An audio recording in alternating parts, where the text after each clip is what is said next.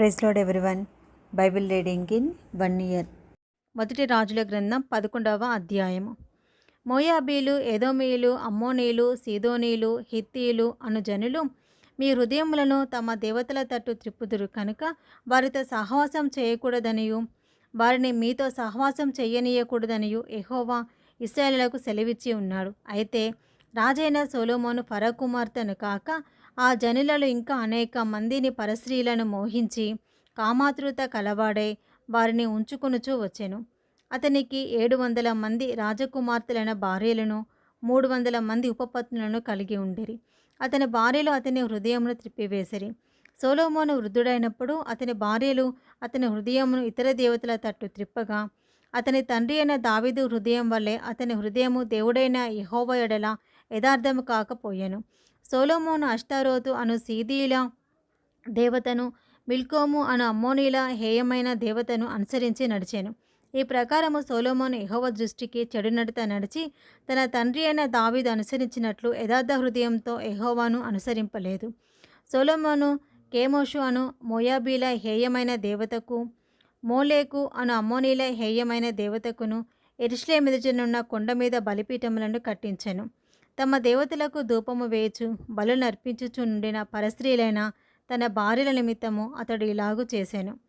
ఇశ్రాయేలు దేవుడైన యెహోవా అతనికి 2 మార్లు ప్రత్యక్షమై నీవు ఇతర దేవతలను వెంబడింపవలదని అతనికి ఆజ్ఞాపించినను సొలొమోను హృదయము ఆయన యొద్ద నుండి తొలగిపోయాను.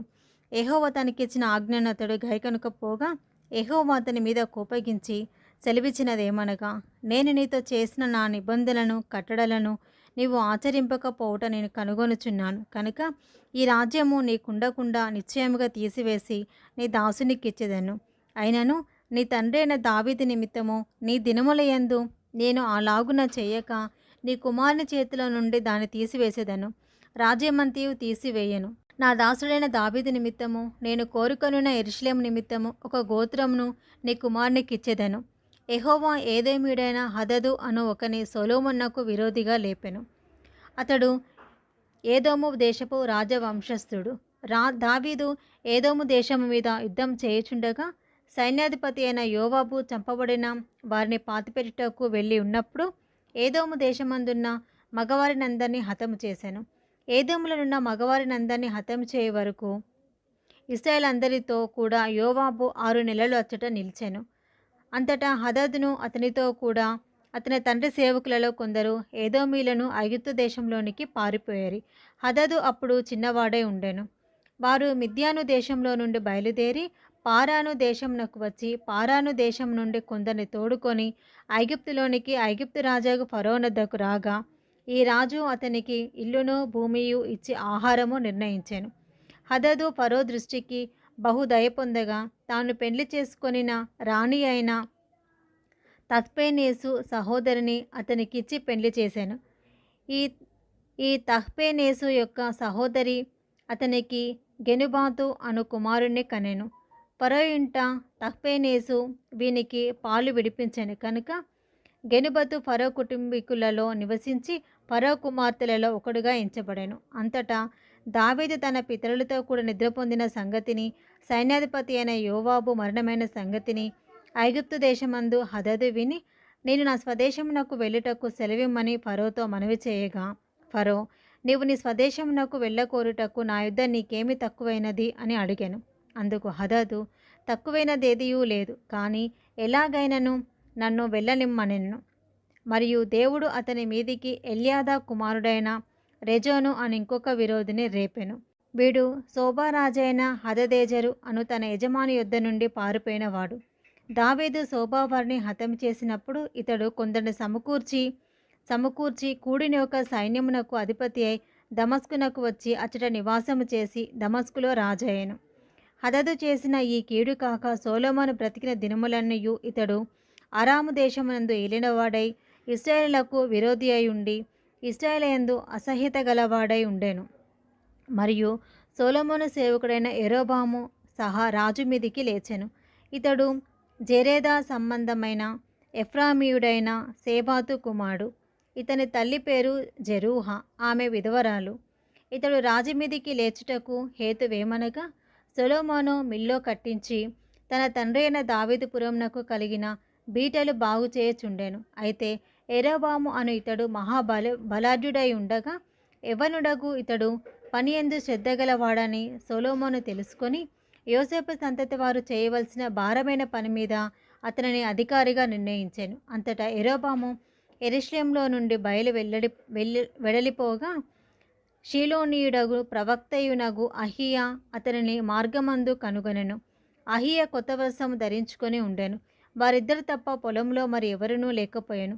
అంతటా అహీయా తాను ధరించుకొని ఉన్న కొత్త వస్త్రములను పట్టుకొని 12 తునుకలుగా చింపి యరొబాముతో ఇట్లనెను, ఈ 10 తునుకలను నీవు తీసుకొనుము.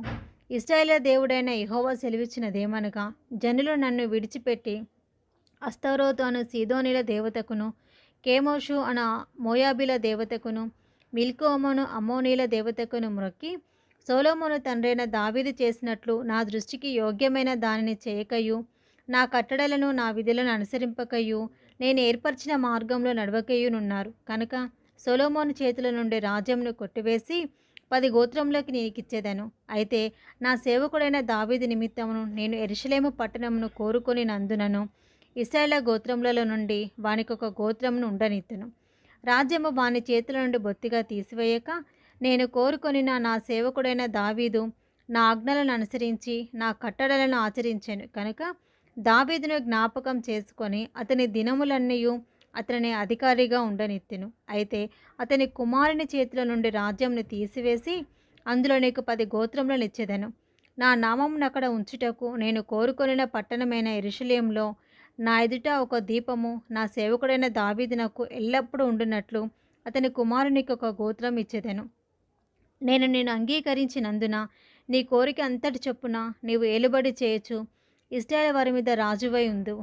నేను నీకు ఆజ్ఞాపించినదంతయు నీవు విని నా మార్గములను అనుసరించి నడుచుచు నా దృష్టికి అనుకూలమైన దానిని జరిగించుచు నా సేవకుడైన దావీదు చేసినట్లు నా కట్టడలను నా ఆజ్ఞలను గైకొని నడలా నేను నీకు తోడుగా ఉండి దావీదు కుటుంబమునకు శాశ్వతముగా నేను స్థిరపరిచినట్లు నిన్నును స్థిరపరిచి ఇశ్రాయేలు వారిని నీకు అప్పగించెదనని వారు చేసిన క్రియలను బట్టి నేను దావీదు సంతతి వారిని బాధపరచుదును, కానీ నిత్యము బాధింపను. జరిగిన దానిని విని సొలొమోను యరొబామును చంపచూడగా యరొబాము లేచి ఐగుప్తు దేశమునకు పారిపోయి ఐగుప్తు రాజైన షీషాకు నొద్దకు చేరి సొలొమోను మరణమగు వరకు ఐగుప్తులోనే ఉండెను. సొలొమోను చేసిన ఇతర కార్యములను గూర్చి అతడు చేసినదంతటిని గూర్చి అతని జ్ఞానమును గూర్చియు సొలొమోను కార్యములను గూర్చియు గ్రంథమందు వ్రాయబడి ఉన్నది. సొలొమోను యెరూషలేమందు ఇశ్రాయేలు అందరినీ ఏలిన కాలము 40 సంవత్సరములు. అంతటా సొలొమోను తన పితరులతో కూడా నిద్రించి తన తండ్రి అయిన దావీదుపురమందు సమాధి చేయబడెను. తర్వాత అతని కుమారుడైన రెహబాము అతనికి మారుగా రాజయ్యెను. ఇది ఈరోజు భాగం అండి. Praise the lord.